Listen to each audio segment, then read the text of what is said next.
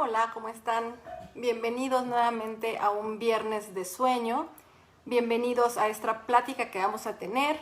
Les agradezco a todos estar con nosotros, acompañándonos, y como cada viernes, pues ya saben que todos sus comentarios y sus preguntas son completamente bienvenidos. Gracias a los que se están conectando. Vamos a hablar el día de hoy de un tema muy importante que además nos han estado pidiendo mucho, que es los trastornos de sueño en adultos mayores. Anteriormente habíamos hablado un poquito del tratamiento farmacológico en los adultos mayores y cómo se puede afectar su sueño, pero en esta ocasión vamos a complementar el tema hablando de qué tan frecuentes son algunos trastornos de sueño en esta población, en adultos mayores. Así que bienvenidos a todos los que están conectando. Por favor, si creen que este video les puede hacer utilidad a algunas personas, les voy a agradecer que lo compartan con todos los que les pueda dar alguna información que les ayude. Muy buenas noches, Magubi, gracias por conectarse, por saludar. Y bueno, pues como cada viernes estaremos aquí nuevamente hablando de sueño. Yo soy la doctora Joali Arana, soy especialista en medicina del sueño del Centro de Sueño y Neurociencias y soy parte de un gran grupo de especialistas que abordamos trastornos de sueño desde diferentes especialidades. Y bueno, pues el día de hoy, como les comento, vamos a hablar de trastornos de sueño en adultos mayores. Los trastornos de sueño en esta población son muy frecuentes. Se calcula que el más del 50% de los adultos mayores tienen alguna dificultad para dormir o alguna queja en su calidad de sueño, 50%.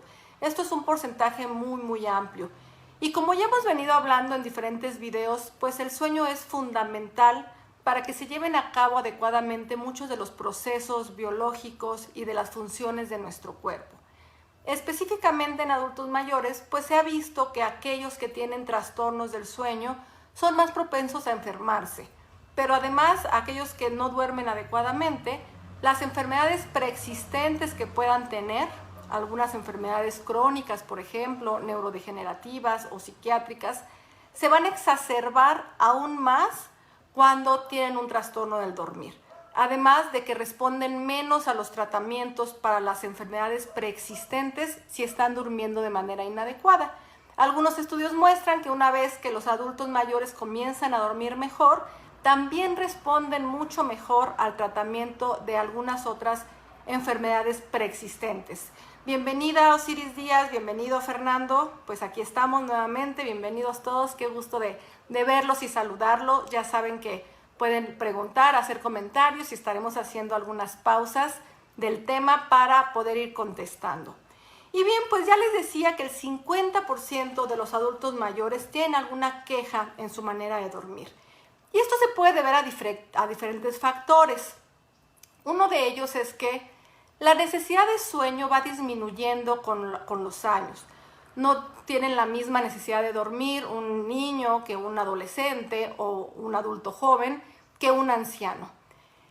Este punto es un poco controversial. Hay algunos autores que en realidad consideran que no disminuye la necesidad de sueño, pero que hay muchos factores, tanto biológicos como sociales, que hacen que los adultos mayores duerman menos. Pero sí tenemos que tomar en cuenta este punto, porque a veces queremos dormir como en alguna otra etapa de nuestra vida y eso pues es muy complicado y además es innecesario. Entonces tomemos en cuenta que los adultos mayores no van a dormir igual que cuando estaban jóvenes. Otro punto muy importante es que la manera en la que duermen también es diferente. Los adultos mayores van a dormir más tiempo en sueño de ondas lentas, van a dormir menos tiempo en sueño de ondas lentas, que es la etapa de sueño más profunda, y van a dormir más tiempo en sueño ligero. También el sueño MOR, que es el sueño en donde soñamos, que está relacionado con el aprendizaje y con la memoria, también disminuye. Esto va a generar que los adultos mayores tengan la sensación de un sueño muy superficial, un sueño no reparador, y que además se puedan despertar con mucha facilidad ante un ruido, ante una luz o cualquier cambio importante en su ambiente, porque están durmiendo más tiempo en sueño ligero. Y esto es algo normal con la edad, es decir, se espera que los adultos mayores efectivamente duerman más tiempo en sueño ligero que en sueño de ondas lentas o en sueño MOR. Otro factor muy importante son las enfermedades que se van sumando en este grupo de edad, principalmente enfermedades neuropsiquiátricas, que como vamos a ver a lo largo de esta plática, también van a alterar mucho la calidad y la cantidad de sueño de los adultos mayores. Por supuesto, un tercer punto fundamental es el uso de medicamentos. Medicamentos para otros trastornos preexistentes, como medicamentos para la hipertensión, medicamentos neurológicos, psiquiátricos, que también van a tener un impacto importante en la manera en la que duermen. Finalmente, otro factor fundamental es que muchos de los trastornos de sueño aumentan su prevalencia en este grupo de edad. Y eso es lo que vamos a platicar justamente el día de hoy. Uno de los trastornos de sueño que más aumenta en esta población son los trastornos del ritmo circadiano. Recuerden que hemos platicado que muchas de las funciones biológicas de nuestro cuerpo obedecen diferentes ritmos y algunos obedecen a ritmos circadianos, que quiere decir que son ritmos que se están repitiendo cada 24 horas de manera muy estable. Uno de los ritmos circadianos más evidentes, por supuesto, es el ciclo de sueño y vigilia. Dormimos cada 24 horas y dormimos durante la oscuridad y estamos alertas durante el día. Otro cambio biológico en nuestro cuerpo que obedece a este ritmo es la temperatura, que además se vincula de manera muy estrecha con el ritmo de sueño y de vigilia. Pues bien, uno de los factores que genera que nuestro cerebro cicle en estos ritmos de 24 horas y que nos vayamos a dormir cada cierto tiempo es nuestro reloj biológico. Nuestro reloj biológico que se encuentra en el cerebro y es el núcleo supraquiasmático. Parece ser que en los adultos mayores se va deteriorando este núcleo supraquiasmático. Si a eso le sumamos que también disminuye la liberación de una hormona que se llama melatonina, que es la inductora de sueño, es la que le indica a nuestro cerebro que es hora de dormir. Recuerden que esta melatonina se libera cuando empieza a oscurecer y es la primera señal que le dice a mi cerebro que es hora de dormir, para que otros núcleos cerebrales comiencen a trabajar en función de que nos quedemos dormidos y se inhiben los núcleos cerebrales que nos van a mantener alerta. En los adultos mayores se ha visto una estrecha relación de la liberación de melatonina con la edad. Es decir, mientras más grandes somos, la cantidad de melatonina que liberamos es menor. Y esto, por supuesto, va a repercutir justamente en los ritmos circadianos. Recuerden que nuestro reloj biológico se tiene que estar resincronizando todos los días con la luz solar. La luz solar es la que le dice a mi cerebro que se resincronice y que se mantenga al día todo el tiempo. Y la melatonina es el factor que se va a liberar cuando no hay luz solar en el ambiente. Entonces, que los adultos mayores liberen menos melatonina que cuando eran jóvenes es un factor fundamental para desarrollar ese trastorno del ritmo circadiano. Y el trastorno más frecuentemente que vemos en adultos mayores es algo que llamamos fase adelantada de sueño, que son pacientes que se van a dormir entre las 7 y las 9 de la noche y se despiertan entre las 3 de la mañana y las 5 de la mañana. Ellos tienen un horario de sueño completo, suficiente, sin embargo el horario está desfasado para lo que esperaríamos, sobre todo en cuestiones sociales, ¿no? Las actividades de la familia pueden interferir un poco. Si estos adultos mayores con fase adelantada de sueño se les obliga a mantenerse despiertos por cuestiones sociales o familiares, van a terminar despertándose de cualquier modo entre las 3 y las 5 de la mañana, lo que va a resultar como una restricción crónica de sueño. Vamos a tener a estos pacientes restringidos de sueño, durmiendo poco porque sus horarios y su necesidad de sueño está completamente desfasada. Para estos pacientes existen tratamientos que nos ayudan a reorganizar los ritmos biológicos y uno de ellos justamente es estimularlos con luz. Lo ideal es estimular a los pacientes con luz natural, con luz solar por la mañana y mantenerlos estimulados con luz aún por la tarde para retrasar lo más que se pueda la necesidad de horas de sueño. Si es imposible por el lugar en el que vivimos que se estimulen con luz natural, Existen equipos especiales, desde lentes hasta cuadros de luz, que se conectan a la luz y que generan una intensidad luminosa muy potente, de 3000 luxes. Y además es de frecuencia de luz azul, que recuerden que esta es la frecuencia de onda que activa mi cerebro. Entonces, utilizamos la estimulación luminosa en los pacientes por la tarde para retrasar lo más que se pueda su inicio del sueño, para que se activen y podamos retrasar lo más que se pueda el inicio del sueño. De la misma manera, les pedimos que eviten estimularse con luz cuando se despierten en la madrugada. Si se despiertan entre 3 y 5 de la mañana, pues les pedimos que eviten estimularse con luz para que su cerebro no se active en ese momento. Esto, junto con una terapia de horarios y en algunos casos junto con la toma de melatonina exógena, son los tratamientos ideales para los trastornos del ritmo circadiano. Y tenemos que diferenciar un paciente que tiene un trastorno del ritmo circadiano con un paciente que tiene insomnio. Muchas veces nos llegan los pacientes adultos mayores en donde el familiar se está quejando de que el paciente no puede dormir. Y en realidad el adulto mayor está durmiendo en un horario diferente. Cuando hacemos una historia clínica nos damos cuenta que a lo mejor está durmiendo por fragmentos a lo largo del día. Entonces piensen a lo mejor en algún familiar adulto que como no tiene actividades sociales o laborales establecidas, no tiene horarios fijos para realizar estas actividades, pues a lo mejor tiene la facilidad de estarse durmiendo a lo largo del día por periodos más o menos largos. Si sumamos todos estos pedazos de sueño, pues a lo mejor juntamos un sueño normal. Sin embargo, pues a la hora en la que toda la familia se va a dormir y se espera que el adulto mayor también se vaya a dormir, pues el adulto mayor no lo logra. Y entonces está deambulando por la casa o tiene la luz prendida y los familiares interpretan esto como un problema de insomnio. Hay que diferenciarlo muy bien porque el tratamiento, por supuesto, pues es completamente diferente. Bien, este es el tratamiento para trastornos del ritmo circadiano. Voy a leer algunos mensajitos.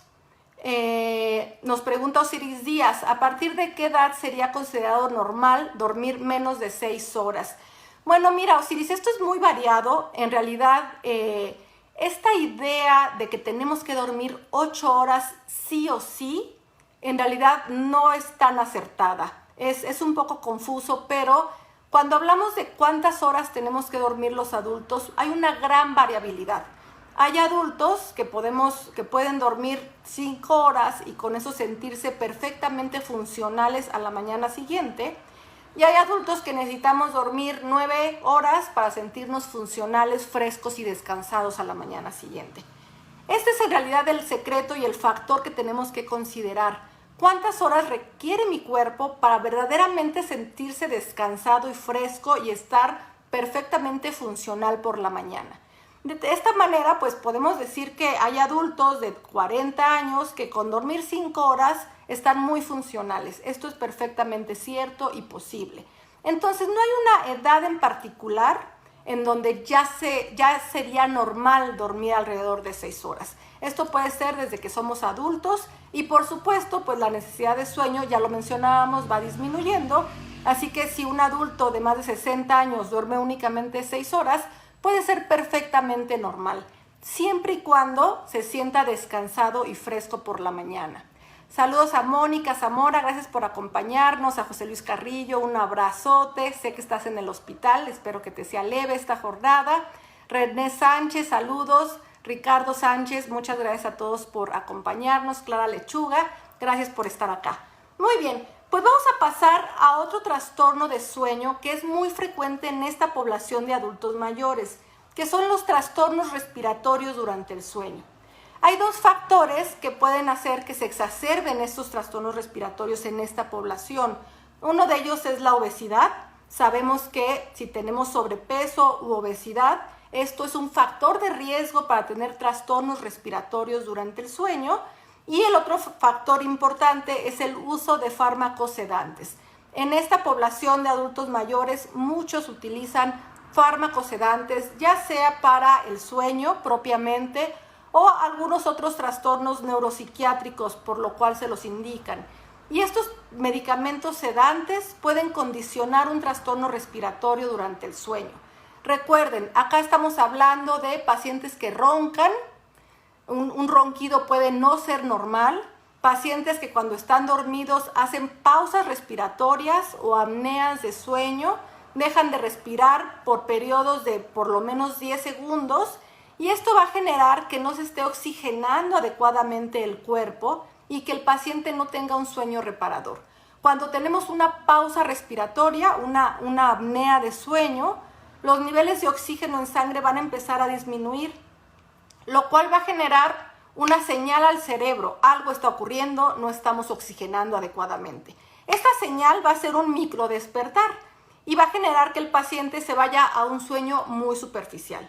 Posteriormente, el paciente intentará aumentar el esfuerzo respiratorio para romper la apnea obstructiva de sueño y que el aire entre.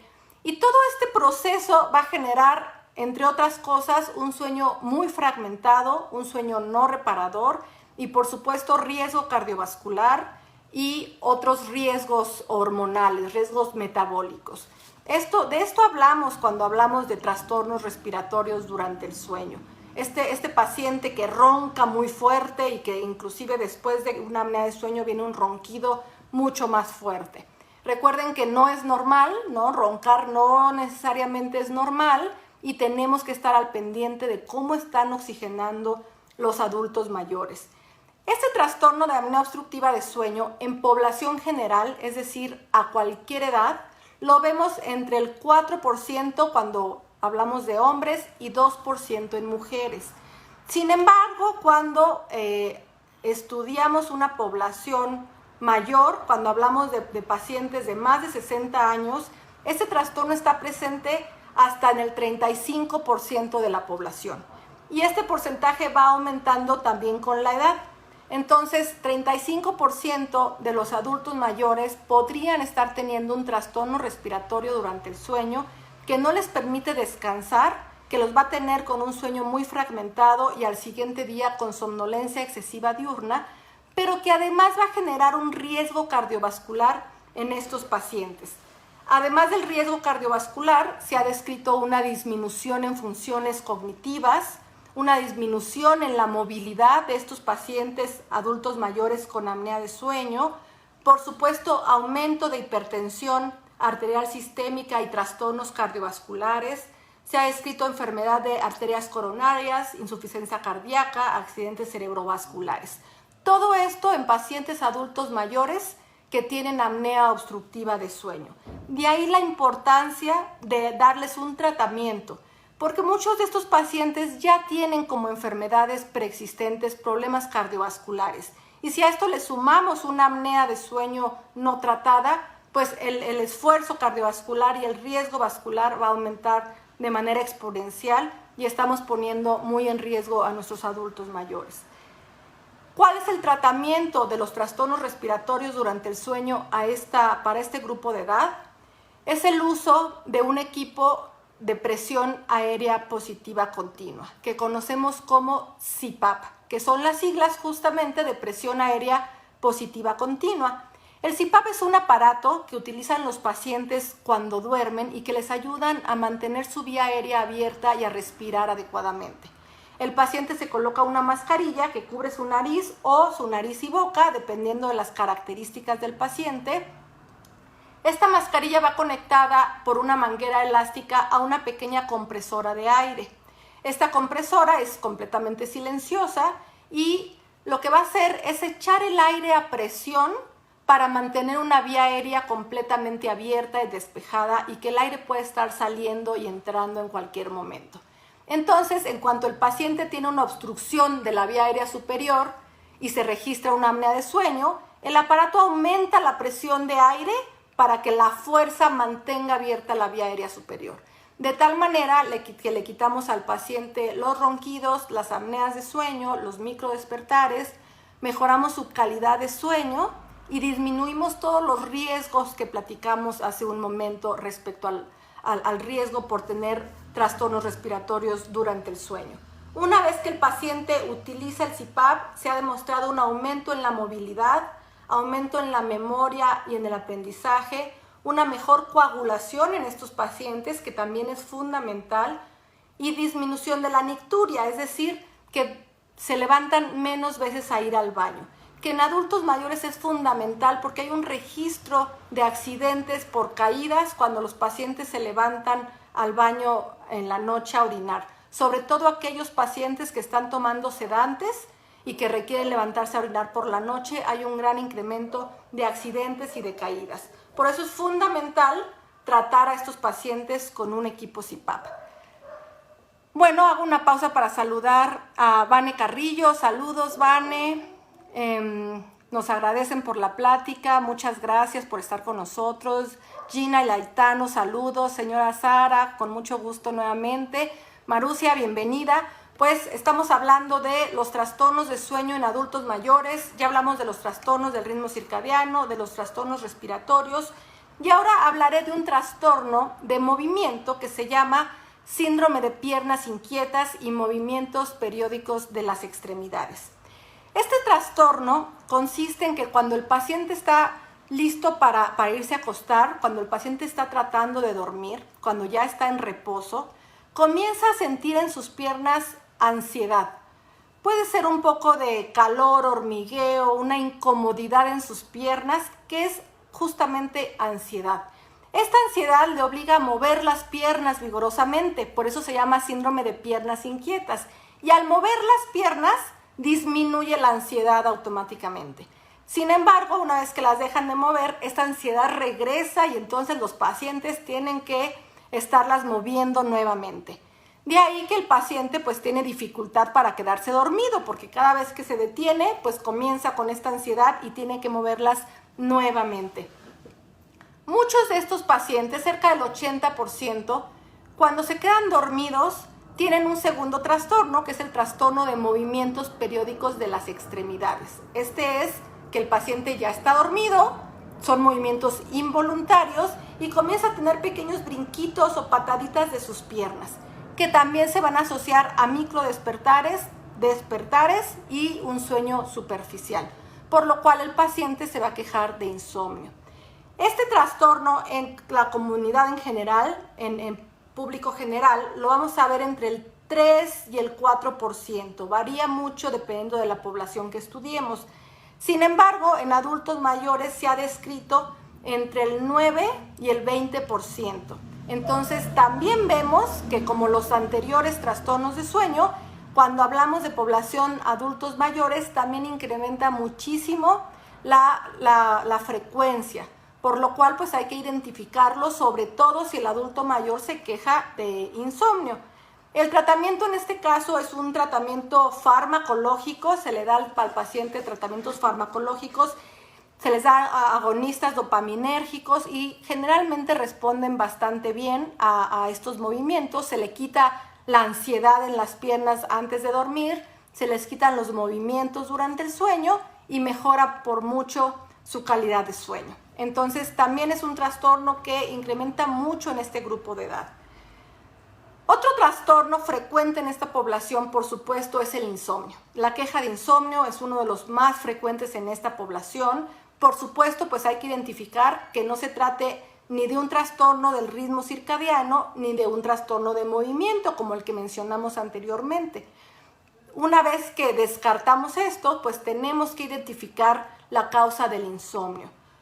Una de las principales causas de insomnio en población de adultos mayores es la presencia de trastornos psiquiátricos. En un estudio de pacientes de la tercera edad con queja de insomnio, se observó que el 61% presentaban depresión, aunado al insomnio. El 65% presentaba trastornos de pánico y 44% presentaban ansiedad generalizada. De tal manera que este insomnio se asociaba a la presencia de un trastorno psiquiátrico que es fundamental identificar, diagnosticar y por supuesto tratar para que tengamos una muy buena respuesta y el paciente comience a dormir adecuadamente. Otro factor fundamental que tenemos que considerar en este grupo de edad es el uso de fármacos. Hay muchos fármacos que interfieren con el sueño, ya sea que nos quiten el sueño o que nos den mucho sueño. Fármacos como antihipertensivos, antiepilépticos, fármacos que mejoran la función respiratoria, la quimioterapia, diuréticos, antidepresivos, ansiolíticos, antihistamínicos. Son fármacos que van a tener un efecto muy importante a nivel central y que van a tener un efecto sobre el sueño. Y muchas veces los adultos mayores están tomando un cóctel de diferentes fármacos para tratar otras enfermedades. Si estos fármacos están asociados a generar insomnio, junto con su médico tratante, debemos de tratar de tomar los fármacos que son activadores, los que suprimen el sueño por la mañana. Y todos aquellos fármacos que tengan un efecto sedante, tomarlos por las noches. Además, es bien importante, sobre todo en adultos mayores, tomar la dosis mínima necesaria, que ya tengamos algún efecto, pero disminuiremos todos los efectos colaterales. Todo esto, por supuesto, lo hacemos de la mano del médico tratante, ya sea el psiquiatra, el neurólogo, para poder juntos trabajar con el paciente y que el paciente pueda dormir de la mejor manera, a pesar del uso de todos estos fármacos que puedan afectar. Adicionalmente, e independientemente del origen del insomnio, podemos nosotros ofrecer una terapia cognitivo-conductual para insomnio, que a nivel mundial es el tratamiento de primera elección para este trastorno, para el insomnio. La terapia cognitivo-conductual consiste en trabajar la parte cognitiva, la parte de los pensamientos. Por ejemplo, trabajar con algunas ideas no realistas que tienen los pacientes o algunas atribuciones que le dan los pacientes al sueño. Hay que trabajarlas para disminuir la ansiedad de no poder dormir adecuadamente. Y la parte conductual de la terapia, pues se refiere a seguir algunas recomendaciones, algunos cambios conductuales que también interfieren en el sueño. Desde tener una buena higiene de sueño, como por ejemplo evitar ver televisión en la noche, evitar hacer ejercicio por la noche, tener horarios estables para acostarnos y para levantarnos, hasta utilizar algunas técnicas conductuales que manejamos para el insomnio. Por ejemplo, esta técnica de restricción de tiempo en cama, en donde se le pide al paciente con insomnio evitar permanecer muchas horas acostado en la cama forzándose a dormir. La técnica de control de estímulos, que es pedirle al paciente evitar hacer cualquier cosa en su cama que no sea intentar dormir o tener conducta sexual. Evitar, por ejemplo, leer, ver la televisión, jugar cartas o hacer cualquier otra actividad que no sea intentar dormir. Esto es para que el cerebro asocie la cama para dormir y evite que se active cada vez que se va a acostar. Por ejemplo, también utilizamos técnicas de relajación para la parte conductual de esta terapia. Entonces, es una terapia muy amplia. Nosotros vemos a los pacientes entre 4 y 6 veces por lo menos para trabajar tanto la parte cognitiva como la parte conductual y poder lograr que el paciente empiece a dormir adecuadamente. Normalmente el paciente empieza a dormir mejor más o menos 2 semanas después de haber iniciado la terapia cognitivo-conductual. Y esto es fundamental para cualquier paciente que se queja de insomnio. Ya tenemos por acá un par de preguntitas. Miriam Arana, bienvenida. Bienvenida, qué gusto tenerte por acá. Laura nos pregunta, aquellos pacientes geriátricos que han tomado benzodiazepinas por más de 2 años de forma diaria, porque algún otro especialista se lo recomendó para dormir mejor, ¿cómo se puede ir retirando ese fármaco? ¿Se agrega algún otro como Zolpidem para el insomnio? Qué buena pregunta, Laura. Muchas gracias por estar con nosotros y muchas gracias por participar en este foro. Sí, las benzodiazepinas son medicamentos inductores de sueño, tienen un efecto sedante.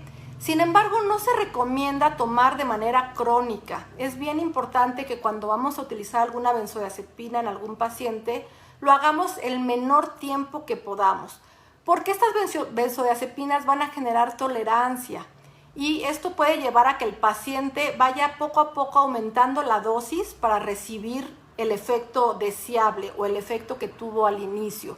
Y entonces esto se puede llegar a complicar. Y paradójicamente el consumo crónico de benzodiazepinas va a generar un sueño muy superficial, un sueño fragmentado y por lo tanto insomnio. Lo que tenemos que hacer para retirar las benzodiazepinas es hacer un plan conjunto con el paciente de irlas disminuyendo poco a poco.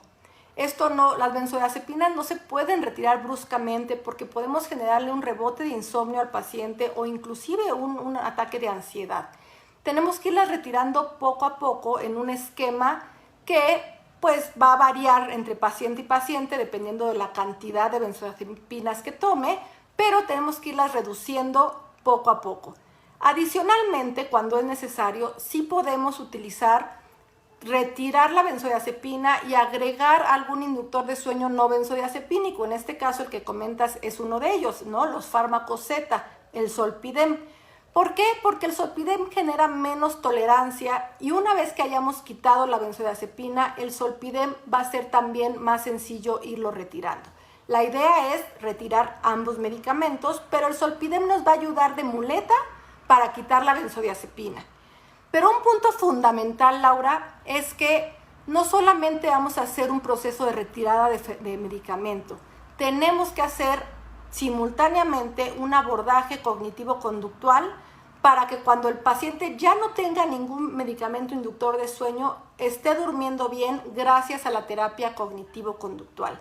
Entonces, siempre que utilizamos inductores de sueño, es paralelo a una terapia cognitivo-conductual, nunca es solo, porque si lo dejamos solo el fármaco, cuando lo retiremos, un gran porcentaje de los pacientes van a tener una recaída. Entonces es por ello que hay que iniciar terapia cognitivo-conductual junto con la retirada del medicamento. Fernando ahora nos pregunta, ¿cómo puedo evitar babear durante el sueño? Me gusta dormir boca arriba para evitar babear y se originan ronquidos. Bueno, pues hay que ver si hay algún trastorno respiratorio durante el sueño. Muchos pacientes que tienen apnea de sueño abren la boca para respirar. Son respiradores orales. Esto va a generar una sequedad oral por un lado, una irritación de la vía aérea, pero también que el paciente pueda llegar a tener una salivación que pueda salirse.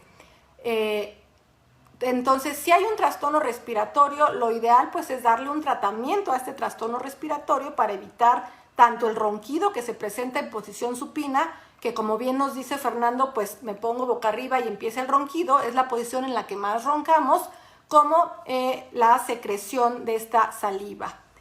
Muy bien, pues vamos a pasar al último trastorno de sueño que quiero hablar esta noche con ustedes, que además es un trastorno muy interesante, es poco frecuente, pero es muy importante considerarlo, que es el trastorno conductual del sueño-humor. Antes que nada les quiero comentar o recordarles que cuando entramos a sueño-humor, una etapa de sueño muy peculiar, comenzamos a soñar, pero no nos movemos. Estamos soñando, sin embargo no nos movemos. Esto es porque hay una inhibición de los músculos antigravitatorios. No nos podemos mover. Y muy probablemente esto sucede justamente para evitar que el paciente o que el sujeto cuando entre a sueño-humor y empecemos a soñar, pues de repente nos paremos y si estoy soñando que me están atacando, pues de repente empiece yo a moverme y a lanzar golpes. Lo normal es que cuando entremos a sueño-humor haya una atenuación de los músculos, una atonía muscular que evite que yo me empiece a mover. Sin embargo, en algunos pacientes que pudieran tener algún tipo de lesión a nivel central en los núcleos que regulan esta atonía muscular, cuando entran a sueño-humor justamente empiezan a actuar sus sueños. Entonces, el trastorno conductual del sueño-humor no es otra cosa que aquellos pacientes que se empiezan a mover durante el sueño relacionado los movimientos con lo que están soñando, están actuando sus sueños. Este trastorno puede llegar a ser peligroso tanto para el paciente como para el compañero de cama, porque pues si estamos soñando que estamos peleándonos, pues yo puedo golpear a mi compañero de cama, puedo darle una patada, me puedo llegar a fracturar yo mismo si a lo mejor pateo a la pared o alguna superficie rígida. Y esto no es poco común, de hecho es muy común que los pacientes con este trastorno se lesionen ellos o lesionen a su pareja. De ahí la importancia de identificarlo y de tratarlo. La prevalencia es muy bajita, en población general se ve en el 0.38% de la población, pero este aumenta cuando hablamos de adultos mayores, que lo podemos ver en el 1% de la población. La gran mayoría de estos pacientes con trastorno conductual del sueño-humor se asocia a algún trastorno neurodegenerativo, principalmente Parkinson o atrofia multisistémica. Cerca del 50% de los pacientes que tienen este trastorno pueden llegar a tener asociado estos problemas neurodegenerativos. Y los que no lo tienen en ese momento, se ha descrito que un gran porcentaje entre 3 y 5 años posterior al inicio del trastorno conductual del sueño-humor puede comenzar con síntomas de alguna de estas demencias. Entonces, algunos autores lo han propuesto como un síntoma inicial de este trastorno.